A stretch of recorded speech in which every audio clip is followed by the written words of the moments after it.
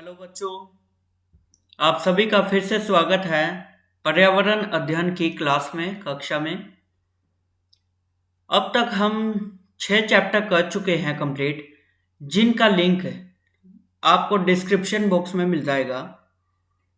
अब हमारा 7 चैप्टर है सोशल इश्यूज एंड एनवायरनमेंट, पर्यावरण एवं सामाजिक मुद्दे।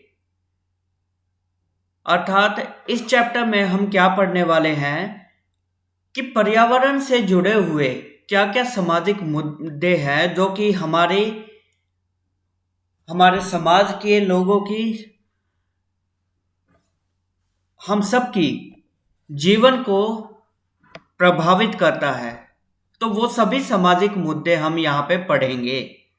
तो शुरुआत करते हैं बिना किसी देरी के। देखिए, सस्टेनेबल डेवलपमेंट यानी कि सतत विकास, यह होता क्या है? देखिए, आम इंसान को अपने आप को विकास करना है तो विकास हमेशा ही मनुष्य पर केंद्रित रहता है। यानी कि मनुष्य केवल अपनी इच्छाओं को, अपनी ज़रूरतों को ही देखकर उसको यूज करता है, पर्यावरण को। लेकिन अब वो समय आ चुका है जब हमें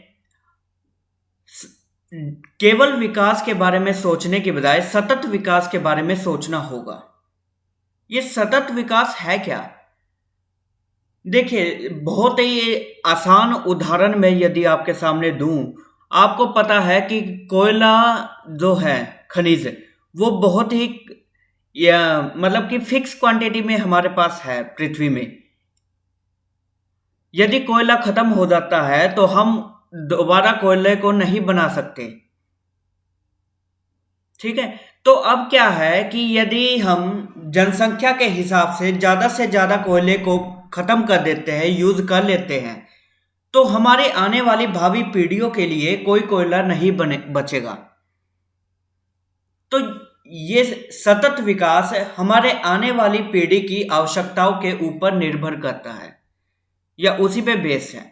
तो ऐसी प्रक्रिया जिसमें यह सुनिश्चित किया जाता है कि वर्तमान पीढ़ी की आवश्यकताओं, वर्तमान पीढ़ी यानी जो हम हैं, अभी जी रहे हैं, तो वर्तमान पीढ़ी की आवश्यकताओं को पूरा करने के साथ साथ भावी संतति की आकांक्षाओं एवं आवश्यकताओं की आपूर्ति करने में कोई कठिनाई ना हो। अर्थात हमें खुद की ज़रूरतें तो पूरी करनी ही है, लेकिन हमें आने वाली पीढ़ियों के लिए भी काफ़ी कुछ छोड़ के जाना है ताकि वो भी अपनी आवश्यकताओं को, अपनी ज़रूरतों को पूरी कर सकें। तो इस विकास को कहा जाता है सतत विकास। यानी कि हमें खुद का विकास तो करना ही है, लेकिन फ्यूचर जनरेशन, जो भावी पीढ़ियां हैं, उनकी ज़रूरतों को भी ध्यान में रखना है। ठीक है, तो ये आपका है सतत विकास। आगे चलते हैं। देखिए, सतत विकास ये कहाँ से आया? देखिए, 70 के दशक में ये सतत विकास का चला था।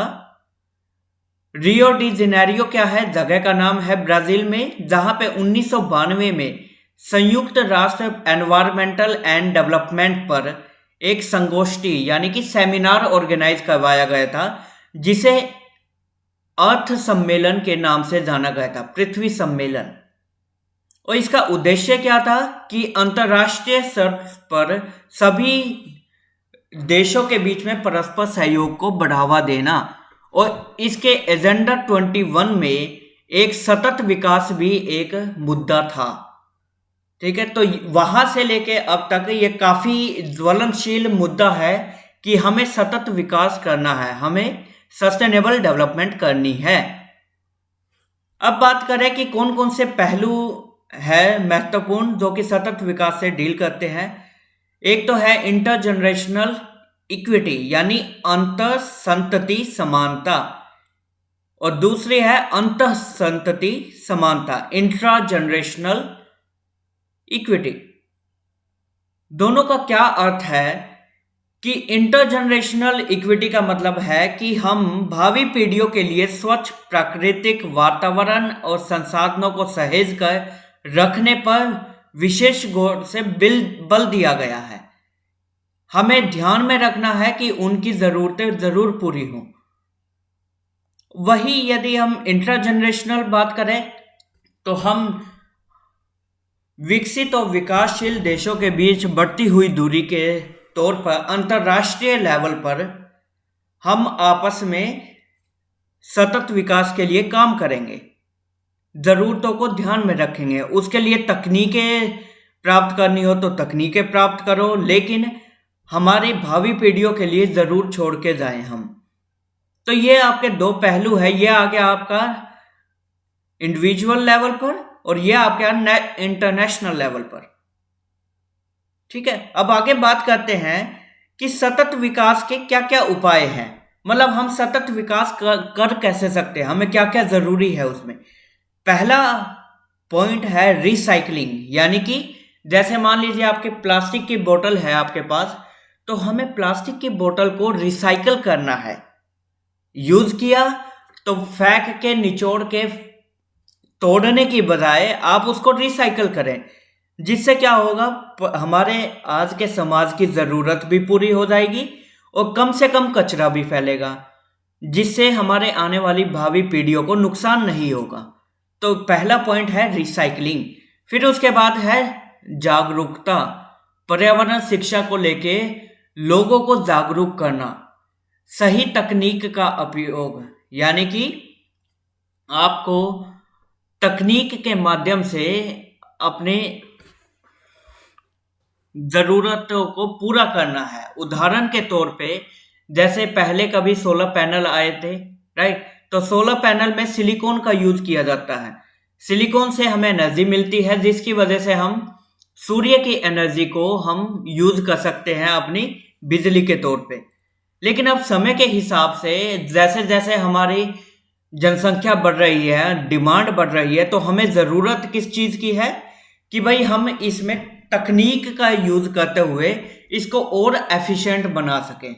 तो उसके लिए आजकल क्या आ रहा है, नई नई कंपाउंड्स पे रिसर्च की जा रही है जो कि सिलिकॉन से बेटर हो एफिशिएंसी में। ठीक है, तो सही तकनीक का उपयोग भी ज़रूरी है। फिर उसके बाद आता है संसाधनों का वहन क्षमता के अनुरूप प्रयोग, यानी कि कोई भी संसाधन उसकी कुछ ना कुछ कैपेसिटी होती है, क्षमता होती है। जैसे आपके पास कोयला है, तो कोयला जितना भी आपके पास पृथ्वी में है उसकी कुछ ना कुछ क्षमता है, कैपेसिटी है। उस कैपेसिटी को ध्यान में रख के हमें कोयले को खर्च करना चाहिए, यूज करना चाहिए। तो ये है हमारा अगला पॉइंट। तो ये कुछ उपाय हैं, रिसाइकलिंग, अवेयरनेस फैलाना, टेक्निक का यूज करना, तकनीकी का, साथ ही कैपेसिटी को, क्षमता को ध्यान में रखना।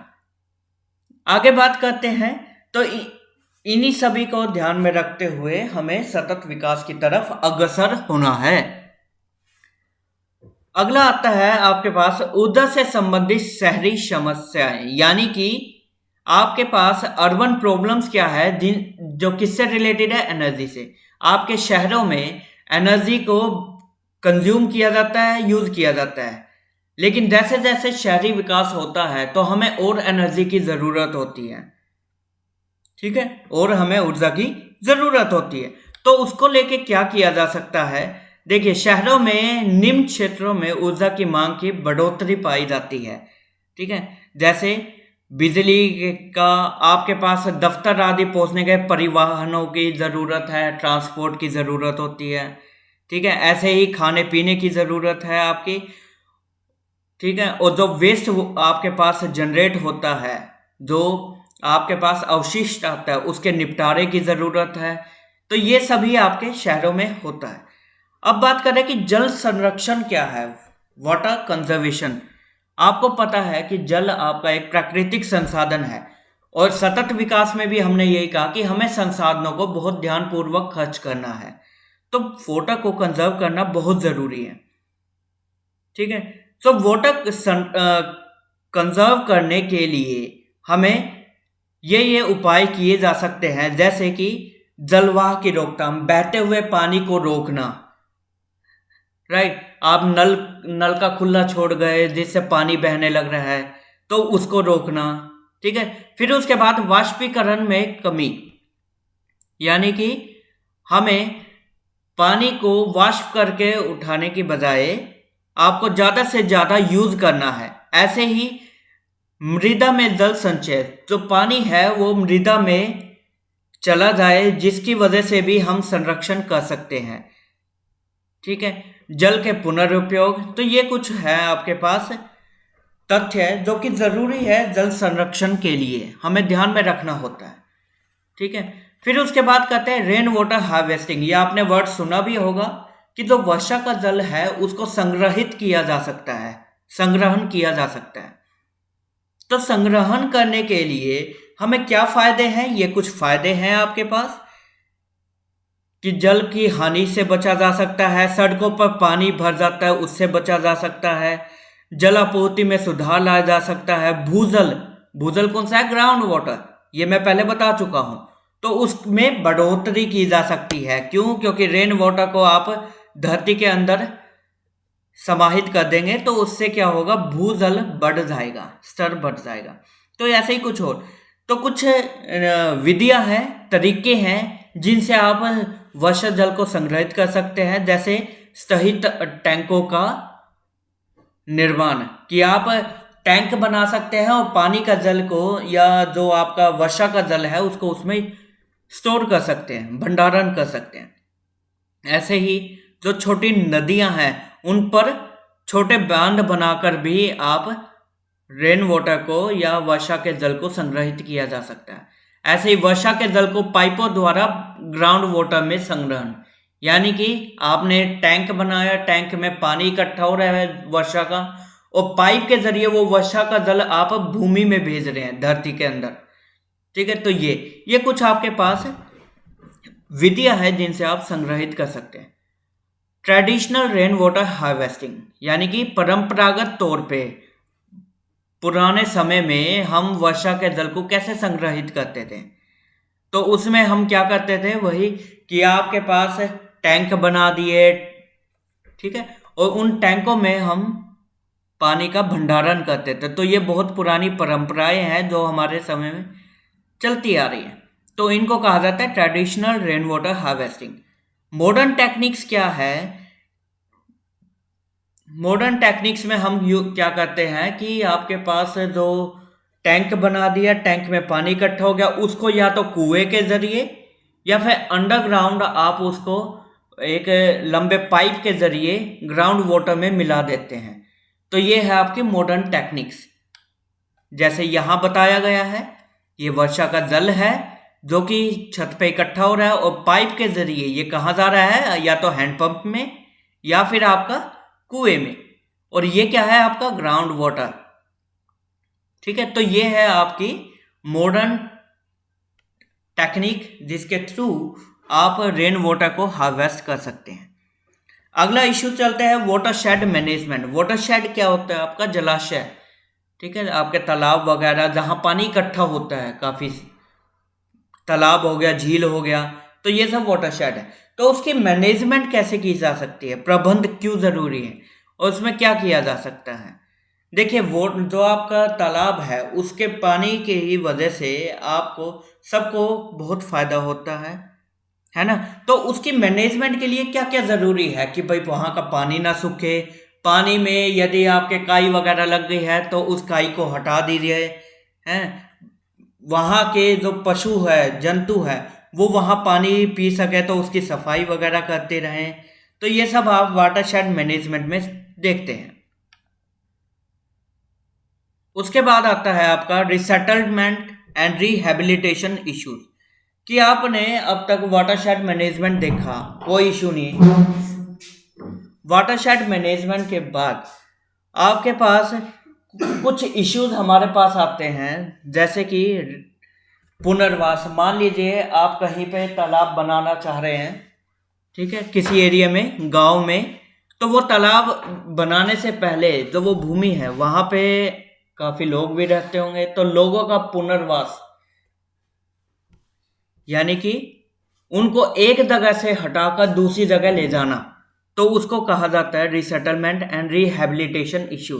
तो ये कुछ समस्याएं हैं क्योंकि किसी भी व्यक्ति को अपना घर छोड़ के आना अच्छा नहीं लगता, राइट।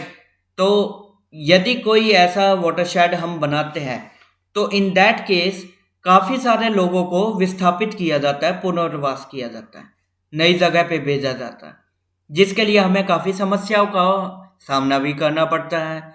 जैसे आदिवासी है हमारे, वो ये सब पसंद नहीं करते, राइट। तो इन सब को आपको ध्यान में। फिर बात करते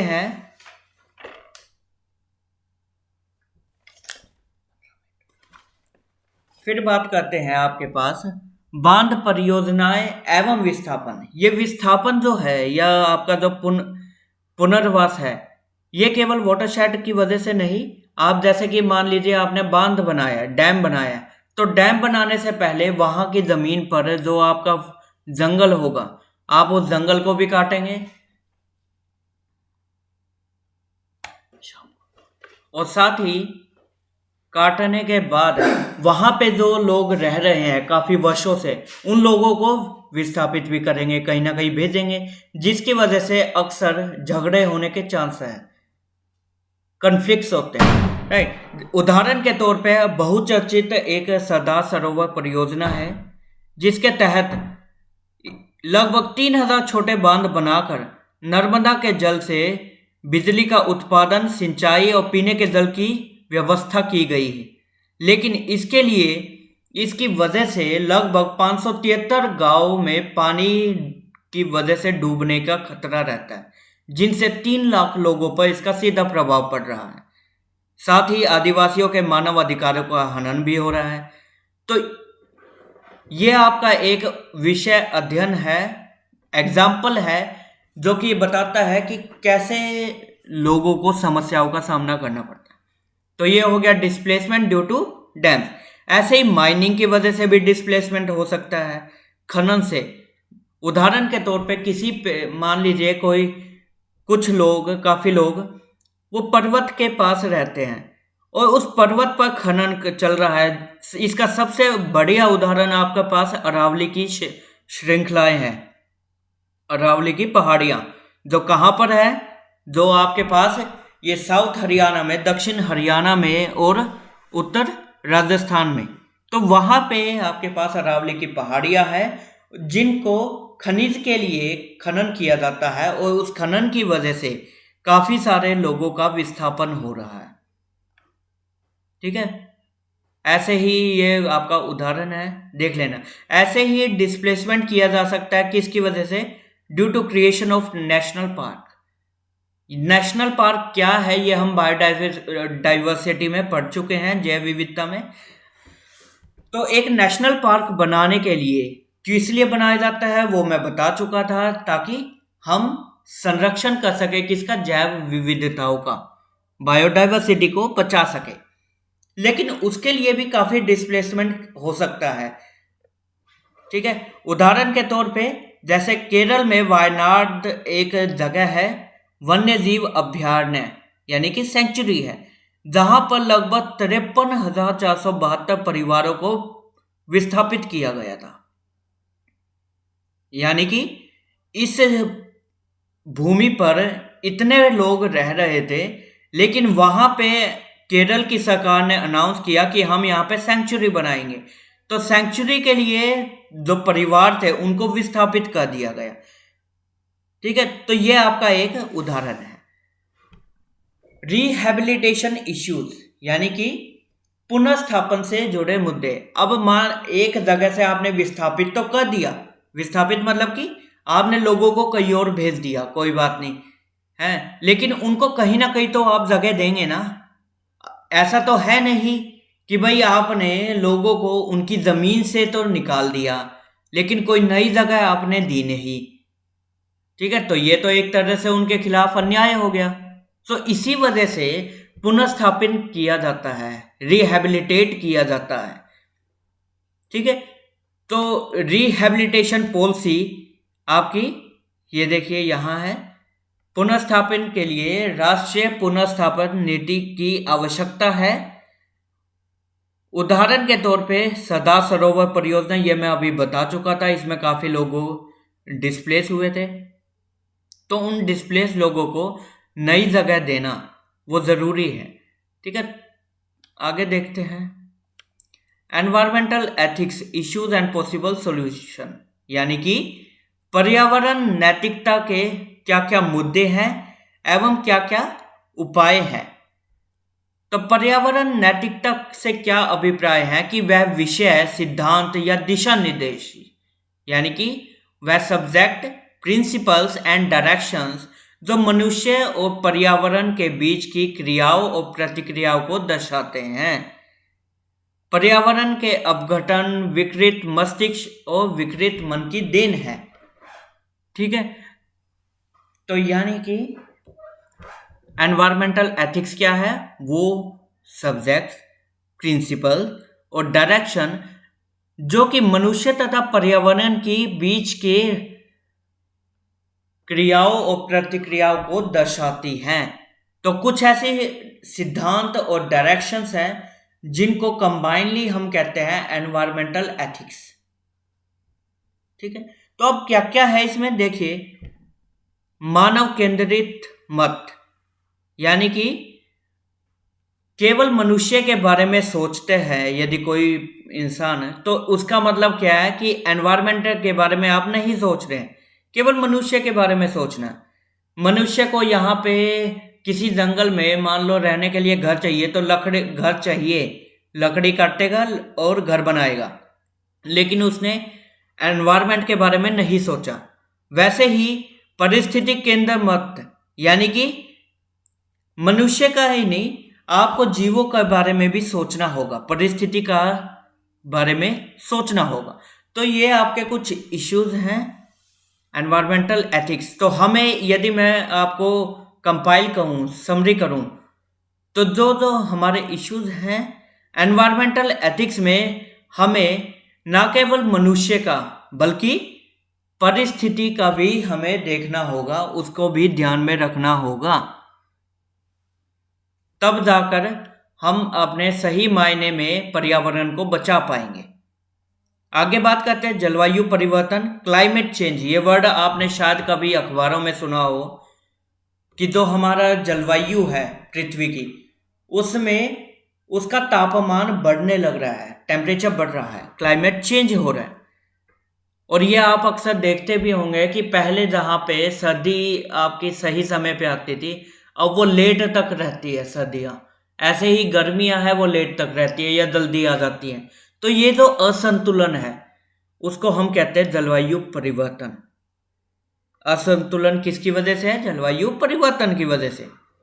ठीक है, तो आगे बात करते हैं ग्लोबल वार्मिंग, भूमंडलीय तापमान में वृद्धि। अर्थात आपके पास पृथ्वी के ऊपर जो एनवायरनमेंट है, जो एटमॉस्फेयर है, वातावरण है, उसमें टेम्परेचर का बढ़ना, तापमान का बढ़ना। तो पृथ्वी का तापमान जैसे कि 15 डिग्री औसतन है, ठीक है, लेकिन जैसे जैसे आपका हरित ग्रह प्रभाव क्या है? ग्रीन हाउस इफेक्ट, जिसकी वजह से ग्लोबल वार्मिंग है। अब वो तापमान धीरे धीरे बढ़ने लग रहा है। तो हर साल 2 डिग्री सेल्सियस बढ़ रहा है आपका तापमान। तो इससे नुकसान क्या है? देखिए, जहाँ हमें कम टेम्परेचर पे अब तक जी रहे थे, यदि आपका टेम्परेचर, आपका तापमान पृथ्वी का ऐसे ही बढ़ता रहा तो जलाशय जल्दी से जल्दी सूखेंगे। ठीक है, और साथ ही जो आपके जीव जंतु है जो कि आपके नॉर्मल टेम्परेचर पे या सामान्य तापमान पे जीते थे, अब उनको उच्च तापमान पे जीने सीखना होगा, जिसकी वजह से कई प्रजातियां विलुप्त भी हो सकती है। ठीक है, तो ये हमारा ग्लोबल वार्मिंग का इफेक्ट है। अब ये काम कैसे करता है? ये देखिए, ये सूर्य है हमारा, सूर्य देवता, यहां से रेज आई, सूर्य रेज किरणें, और इन सनरेज को जब पृथ्वी से टकराती है तो ये वापस गई। ठीक है, अब यहाँ पे हमारा है वायुमंडल, जो कि क्या करता है? इसको वापस भेज देता है। ये देखिए, यहाँ से गई लेकिन पर्यावरण से टकरा के वापस आ गई वायुमंडल से। तो ये बार बार टकरा के वापस आने की वजह से यहाँ पे काफ़ी तापमान बढ़ जाता है। तो इस बढ़े हुए तापमान को हम कहते हैं ग्लोबल वार्मिंग, भूमंडलीय तापमान में वृद्धि। अब इसकी एक और वजह क्या है? हरित गृह गैसेस यानी कि ग्रीन हाउस गैसेस। इफेक्ट तो हमने देख लिया, ग्रीन हाउस इफेक्ट, लेकिन गैसेस यानी कि कुछ गैसेस ऐसी हैं जो कि ये जो सूर्य से किरणें आई हैं, ऊर्जा आई है, उस ऊर्जा को वो ग्रहण करती है, जिसकी वजह से तापमान बढ़ जाता है। उदाहरण के तौर पे कार्बन डाइऑक्साइड है, क्लोरोफ्लोरोकार्बन है, मीथेन, नाइट्रस ऑक्साइड एक्सेट्रा। तो ये सभी गैसेस क्या करती है कि जो ये एनर्जी यहाँ से निकलनी चाहिए थी, एनर्जी आई और ऊर्जा वापस निकलने लगी, तो यहाँ पे ये गैसेस क्या करती है, इनको वापस भेज देती है बार बार और निकलने नहीं देती, जिसकी वजह से क्या होगा, इस क्षेत्र में काफी तापमान में वृद्धि हो जाती है। तो किसकी वजह से हुई है? ग्रीन हाउस गैसेस की वजह से, हरित गृह गैसेस। तो ये देख लेना। अब बात करते हैं कि इसकी वजह से क्या असर है, प्रभाव क्या है। देखिए, एक बहुत जरूरी प्रभाव तो मैं बता चुका हूं कि तापमान में वृद्धि हो रही है, और इस तापमान में वृद्धि से जो महासागर है उनके जल स्तरों में वृद्धि हो रही है। वो कैसे? किसी भी द्रव्य को जब आप गर्म करते हैं तो उसका जो वॉल्यूम है वो बढ़ जाता है, ठीक है, जिसकी वजह से क्या होगा, जो महासागरों में पानी है, अब तापमान बढ़ने से क्या होगा कि उसका वॉल्यूम बढ़ेगा। वॉल्यूम बढ़ गया तो जल स्तर में वृद्धि हो जाएगी। तो जल स्तर मान लीजिए कोई यहाँ पे था, अब वो थोड़ा बढ़ के यहाँ तक आएगा, तो जिसकी वजह से जो हमारे देश है उनकी बीचेज हैं, राइट, कई देश जलमग्न भी हो जाएंगे प्रदेश आगे चलकर। क्यों? क्योंकि जल का स्तर बढ़ने लग रहा है।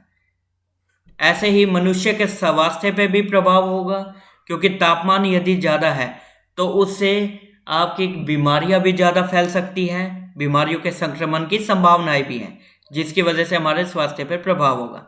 कृषि पे प्रभाव हो सकता है, क्योंकि जो जैसे उदाहरण के तौर पे यदि मान लीजिए 37 डिग्री सेल्सियस पर कोई फसल के बीज निकल रहे हैं, अब वो तापमान बढ़ के हो गया 41, तो 41 डिग्री पे वो नहीं उपज पाएंगे, या वो आपके जो बीज है वो नहीं फूट पाएंगे। तो इससे हमारे क्या होगा, कृषि हो जाएगी कम। तो कृषि कम हुई तो खाना कम मिला, खाना कम मिला तो हमारे मनुष्य पर सीधा सीधा असर पड़ गया। तो ये है हमारे प्रभाव किसके? ग्रीन हाउस गैस के। अब हम कर क्या सकते हैं, क्या उपाय हैं? उपाय यही है कि आप ईंधन की खपत में कमी करें, जैसे कि जो फ्यूल है। क्यों? क्योंकि वो सभी स्रोत जो कि इन ग्रीन हाउस गैसेज को एमिट करते हैं, निकालते हैं, तो हमें उनका कम से कम उपयोग करना चाहिए। जैसे आपके पास क्लोरोफ्लोरोकार्बन गैसेज है, नाइट्रस ऑक्साइड है, ये सभी आपकी कहाँ से आती है? ईंधन से, फ्यूल से। तो यदि ईंधन की खपत हम कम कर देंगे, कम कंज्यूम करेंगे, तो ये गैसेज भी कम प्रोड्यूस होंगी, जनरेशन कम होगा। और यदि प्रोडक्शन कम है तो हमारे वातावरण में इनकी उपस्थिति भी कम होगी, तो अपने आप ही ग्रीन हाउस इफेक्ट कम होगा। तो ऐसे ही ऊर्जा का उपयोग बुद्धिमानी से करें, नवीकरणीय ऊर्जा स्रोत अपनाएं। नवीकरणीय ऊर्जा स्रोत क्या है आपके पास? जैसे सोलर पैनल, विंड एनर्जी आदि, न्यूक्लियर एनर्जी, तो ये सभी, तो ये कुछ उदाहरण है, आप देख लेना। अगला इश्यूज क्या है हमारे पास? ग्रीन हाउस इफेक्ट हमने पढ़ लिया। अब आता है अम्लीय वर्षा। ये वर्ड शायद आपने पहले सुना हो, एसिड रेन। यह होता क्या है कि जो हमारे वातावरण में आपके पास सल्फर डाइऑक्साइड और नाइट्रस ऑक्साइड NO2 प्रेजेंट है, वो वाटर के साथ रिएक्ट करके, पानी के साथ रिएक्शन देकर आपके क्या बनाएंगे? सल्फ्यूरिक एसिड और nitric acid, H2SO4 and HNO3। तो यदि आप मान के चलिए, यदि बादलों से पानी की जगह आपके एसिड गिरने लग जाए, सल्फ्यूरिक एसिड, आपका नाइट्रिक एसिड, जो कि बहुत ही खतरनाक है आम लोगों के लिए, और जो हमारे निर्जीव चीजें हैं उनके लिए भी खतरनाक है, क्योंकि एसिड है, जला देगा। ठीक है, तो अब यदि ये बादल से ही गिरने लग गए तो उसको हम कहते हैं, उस कंसेप्ट को, फिनोमेना को कहा जाता है अम्लीय वर्षा। किसकी वर्षा है? अम्ल की। ठीक है, तो ये है। आगे चलते हैं। क्या प्रभाव है? इमारतों के पत्थरों की चमक पे प्रभाव डालती है।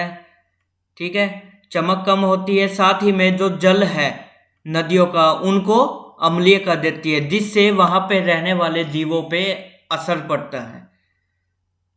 साथ ही जो आपके कंटेमिनेशन है, जल में जो धातुएं हैं वो ज़्यादा से ज़्यादा आपकी घुल जाएंगी, जिससे हमें इम्प्योर वाटर मिलेगा। ठीक है, साथ ही में पेड़ों पर प्रभाव पड़ना, आपके पास रोग प्रतिरोधक क्षमता कम होना पेड़ों की, तो ये सभी आपके प्रभाव है अम्लीय वर्षा के। अब ये नियंत्रण कैसे करें? नियंत्रण के लिए देखिए, इसकी वजह क्या है? आपके गैसेज। कौन सी? NO2, SO2, nitrous oxide and sulphur dioxide. तो यदि वो सभी स्रोत जिनसे सल्फर डाइऑक्साइड और NO2 बनते हैं, यदि हम उन स्रोतों को ही कम कर दें, तो यानी कि जिन स्रोतों से ये दो गैसेज बन रही है, हम उनका कंजम्पशन ही कम कर दें, उनका उपयोग ही कम कर दें, तो वातावरण में SO2 और NO2 कम बनेगी, और कम बनेगी तो अम्लीय वर्षा भी कम होगी। ठीक है, तो इसलिए ही उद्योगों एवं ऊर्जा संयंत्रों से निकलने वाली हानिकारक गैसों को नियंत्रित किया जाना चाहिए। ठीक है, तो यह आपके पास है नियंत्रण के उपाय। अगला हमारे पास सामाजिक मुद्दा आता है ओजोन परत का क्षरण।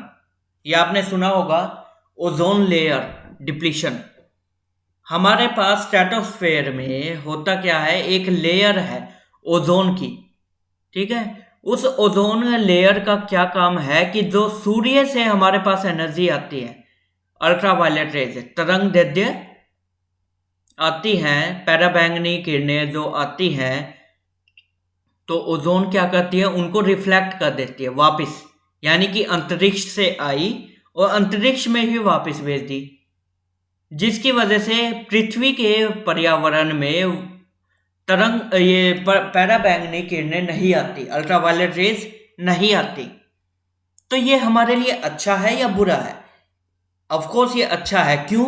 क्योंकि पराबैंगनी किरणों में काफी ज्यादा ऊर्जा होती है, जिनसे यदि वो हमारे स्किन पे गिरती है, हमारे बॉडी पे गिरती हैं, तो हमें कैंसर जैसी बीमारियां होने के चांस है। ठीक है, संभावनाएं काफी बढ़ जाती है। तो ये तो ओजोन हमारी रक्षा कर रही है सौरमंडल में, कि भाई ओजोन की वजह से पराबैंगनी किरणें वातावरण में आ ही नहीं सकती। तो अब बात करते हैं फिर ये सामाजिक मुद्दा क्या है। ये तो अच्छी बात है, लेकिन मुद्दा क्या है, प्रॉब्लम क्या है कि ये जो ओजोन लेयर है ना, ये खत्म होती जा रही है, इसका क्षरण हो रहा है। और अब आप खुद ही सोच सकते हैं, यदि ओजोन लेयर होगी ही नहीं तो पैराबैंगनी किरणें पृथ्वी पर आएंगी, पृथ्वी पर हमें नुकसान पहुंचाएंगी। फिर बात आती है ओजोन लेयर खत्म क्यों हो रही है? कोई वजह तो होगी। तो वजह क्या है? हमारे पास काफी ऐसी गैसेज है, क्लोरोफ्लोरोकार्बन है, जो क्या करती हैं, आपके पास ओजोन से रिएक्शन देकर ऑक्सीजन में कन्वर्ट कर देती है, यानी ओजोन से ऑक्सीजन। तो ओजोन खत्म हो रही है, ऑक्सीजन बढ़ती जा रही है, तो इसको हम कहते हैं ओजोन छिद्र। यानी कि ओजोन लेयर में यदि आपके छिद्र बन जाए, होल बन जाए, तो उसको ओजोन होल कहा जाता है। ठीक है, और इसकी वजह क्या है? आपके पास क्लोरीन, ब्रोमीन, अन्य गैसेज जो कि ओजोन को ऑक्सीजन में कन्वर्ट करती हैं। ठीक है, क्लोरोफ्लोरोकार्बन आपके उत्तरदायी हैं। प्रभाव क्या है कि मान लो ये खत्म हो जाए, डिप्लीट हो जाए, तो क्या असर पड़ेगा? पराबैंगनी किरणें पृथ्वी पर आ जाएंगी, हमें कैंसर या अन्य रोग हो सकते हैं। साथ ही में जो हमारे त्वचा में मेलानिन होता है, एक मेलानिन क्या है? जो काला रंग होता है स्किन का, त्वचा का, वो मेलानिन की वजह से होता है। तो मेलानिन बनाने वाली कोशिकाएं निष्क्रिय हो जाएंगी, जिसके फलस्वरूप हमारे पास प्रतिरोधक क्षमता घट जाएंगी और साथ ही में कैंसर के प्रभाव बढ़ जाएंगे। साथ ही जो हमारे वन्य जीव हैं उनके जीवन पे भी प्रतिकूल प्रभाव पड़ेगा, फसलों की उत्पादकता घट जाएगी आदि। तो ये आपके प्रभाव है। अब बात करते हैं कि इसका उपाय क्या है। उपाय केवल यही है कि जिन गैसों की वजह से ओजोन आपकी ऑक्सीजन में बदल रही है या ओजोन खत्म होती जा रही है, उन गैसों को हमें कंट्रोल करना होगा कि वो गैसें ना बने। तो वो सभी स्रोत जो क्लोरोफ्लोरोकार्बन जैसी गैसें बनाते हैं, जैसे आपके एसी हैं, तो उन सभी पे हमें कंट्रोल करना होगा, उनको नियंत्रित करना होगा, तब जाके हमें ओजोन लेयर डिप्लीशन से छुटकारा मिलेगा।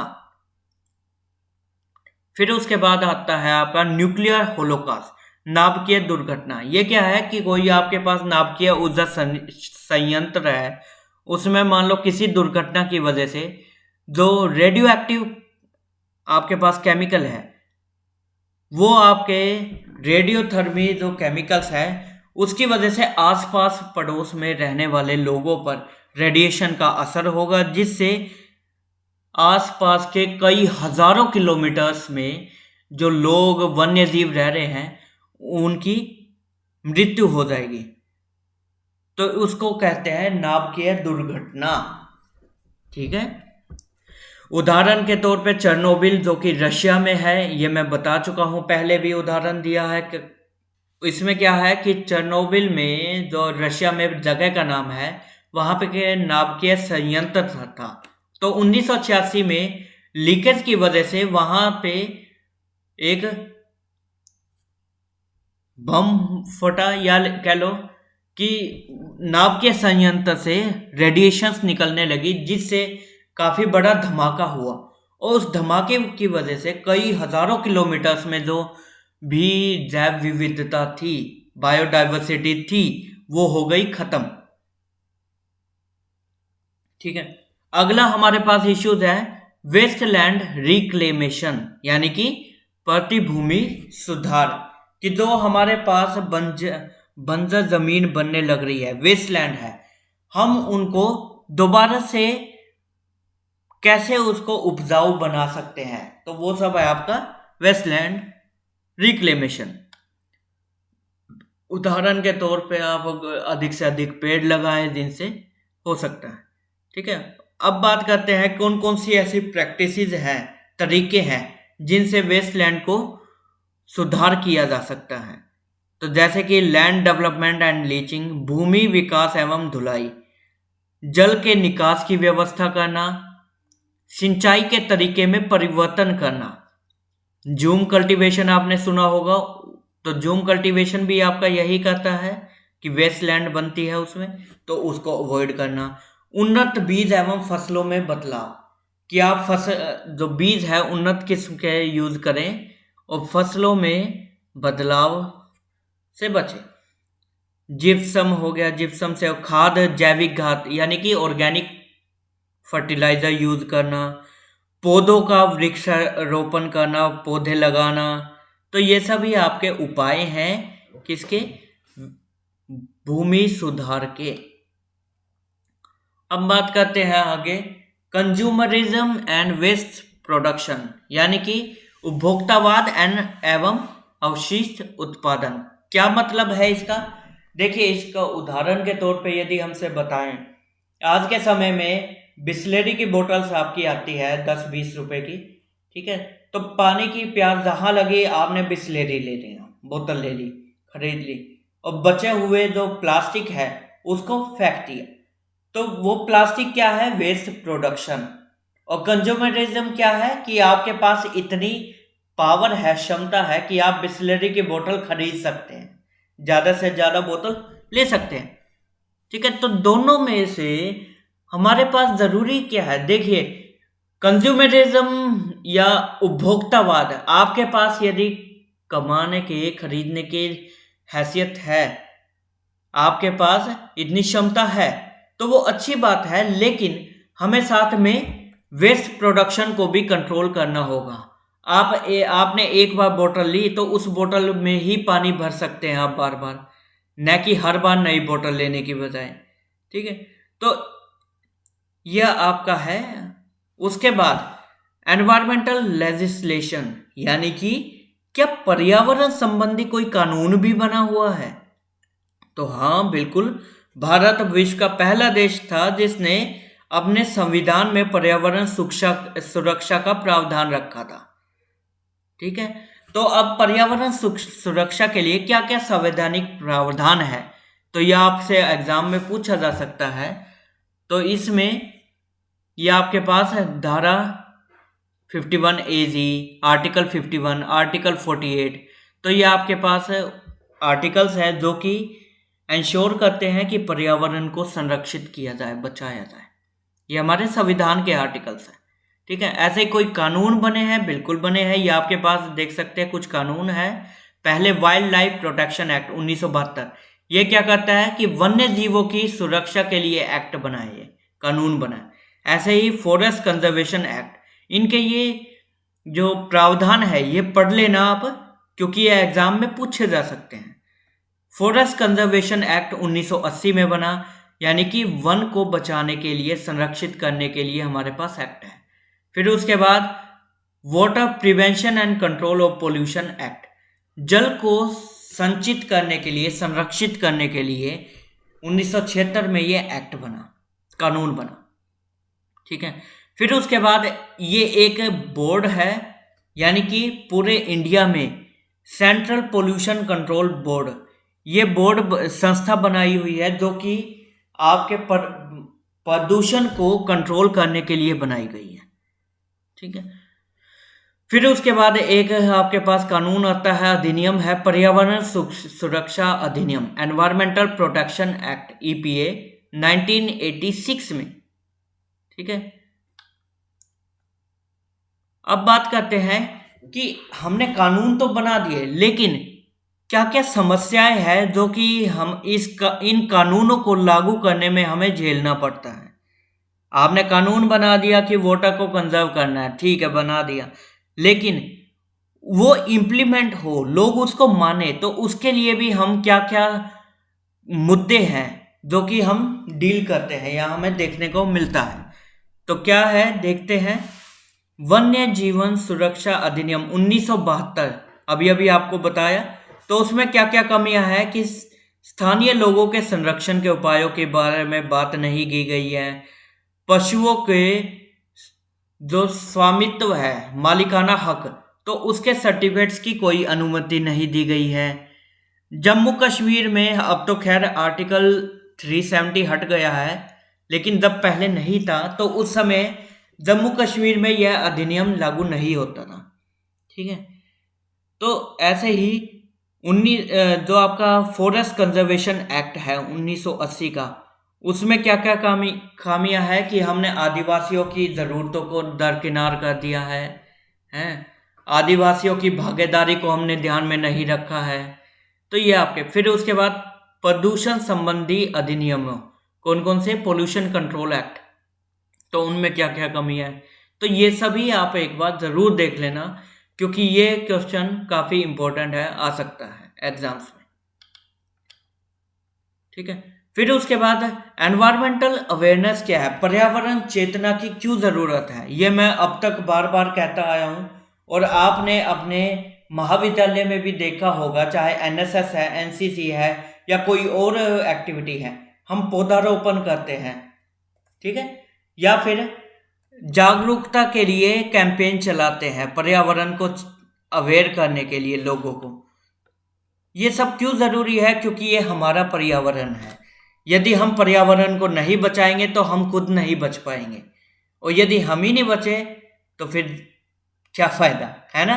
तो इसलिए यदि हमें खुद को बचा के रखना, हमारी भावी पीढ़ियों को बचा के रखना है, तो हमें पर्यावरण को बचाना होगा। और पर्यावरण बचाने के लिए जनमानस में हमें चेतना ज़रूरी है, उनको अवेयर करना ज़रूरी है। ठीक है, तो पर्यावरण संरक्षण में स्वयंसेवी संगठनों की क्या भूमिका है। जो आपके पास स्वयंसेवी संगठन है, उनके काफ़ी महत्वपूर्ण योगदान रहता है। क्यों? क्योंकि वो आसपास पड़ोस में जाकर लोगों को अवेयर करते हैं, उनको जागरूक करते हैं कि आपको पर्यावरण को बचाना चाहिए। ठीक है, तो ये आपका एक चैप्टर था 7th, ठीक है, एनवायरमेंटल स्टडीज़ का। ये कुछ आपके क्वेश्चंस हैं, आप देखिए ये सब हम पढ़ चुके हैं। सतत विकास से शुरू किया था, क्या होता है, ऊर्जा की आवश्यकताएं शहरों में ज़्यादा क्यों है, जल संरक्षण के तरीकों का वर्णन कीजिए, वर्षा जल संरक्षण क्या होता है ये बता चुके हैं, जलाशय क्या है, पर्यावरण शरणार्थी से क्या अभिप्राय है। ये इसका क्या मतलब होता है, जैसे मान लो आपने डैम बनाने का प्रस्ताव रखा किसी सरकार ने, तो जो लोग विस्थापित हुए हैं उनको कहा जाता है पर्यावरण शरणार्थी। ठीक है, ऐसे ही ये सब आपके कुछ क्वेश्चंस है जो कि आपके एग्जाम्स में आ सकते हैं। ठीक है, तो ये था आपका 7th चैप्टर। अब तक हम 7 चैप्टर कर चुके हैं और साथ ही एक प्रैक्टिकल की अलग से वीडियो मैंने बनाई थी असाइनमेंट की। मैं फिर से कहता हूं कि आप वो असाइनमेंट अपना कंप्लीट कर लीजिए, क्योंकि उसके बिना आपके ये एग्ज़ाम क्लियर नहीं हो पाएगा जो ईवीएस का है, और उसमें आप ही को नुकसान होगा। ठीक है, और पिछले सभी वीडियोस का लिंक मैंने डिस्क्रिप्शन में डाल ही दिया है। तो यदि किसी को कुछ भी पूछना है तो आप सबके लिए कमेंट सेक्शन ओपन है, आप कमेंट सेक्शन में पूछ सकते हैं। अब जल्द ही हम आखिरी वीडियो अपनी या 8वां चैप्टर पर लेकर आएंगे, जो जल्द ही बनाकर मैं अपलोड कर दूंगा। तो आप सभी पर्यावरण को अध्ययन करते रहें, इससे सीखें, पर्यावरण को बचाएं। जो आप कर सकते हैं अपने लेवल पर तो वो ज़रूर करें। तो ठीक है बच्चों, फिर नेक्स्ट क्लास में मिलेंगे हम। Take care, bye.